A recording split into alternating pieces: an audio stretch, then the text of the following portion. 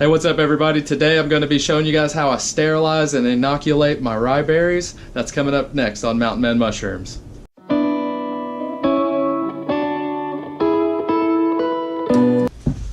Alright, so to prepare the rye berries, you have to let them soak for 12 to 24 hours so that they plump up really thick like this. Because before, they start out as just really dry, really small pieces of rye berries. So this way it hydrates them. You put them on a boil for about 10 minutes. That way you bring them out here and you can let the water steam off the outside edge of the berries. That way they don't clump together during incubation. So what I'm going to do is I'm going to get my big jars.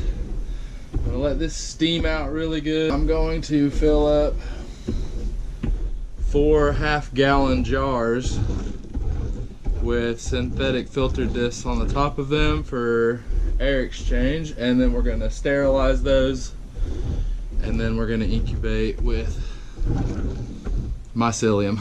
This is a very important step because whenever you have the mycelium growing in the jars, you have to bounce it and shake it around so it breaks apart and it spreads really well.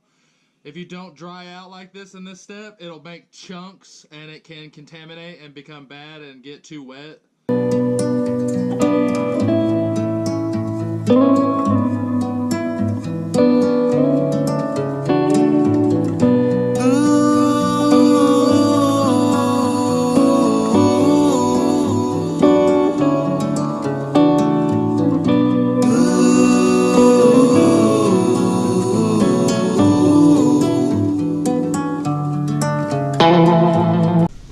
These are the synthetic filter discs. I got rye berries pressure cooked in here, and I have some mycelium and my surgical knife.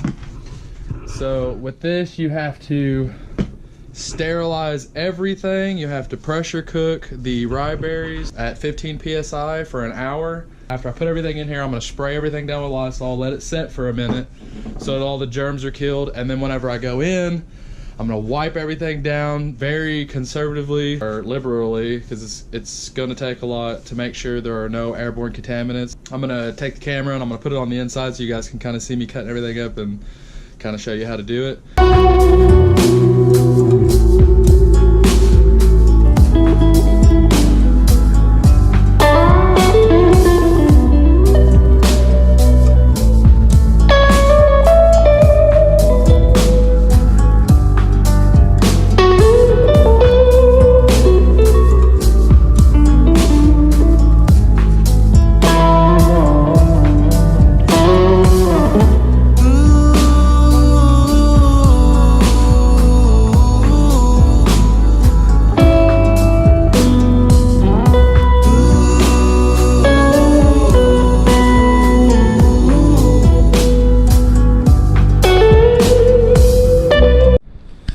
Okay, so what I've done is I basically created my own incubator, and I wired up this temperature controller so that whenever it drops below about 78-80 degrees, that kicks on the heat lamp, and all of this seals up. I got my jars in here so that it don't get any light from the heat lamp, and let it set in here for probably about a week, and those jars should be pretty full.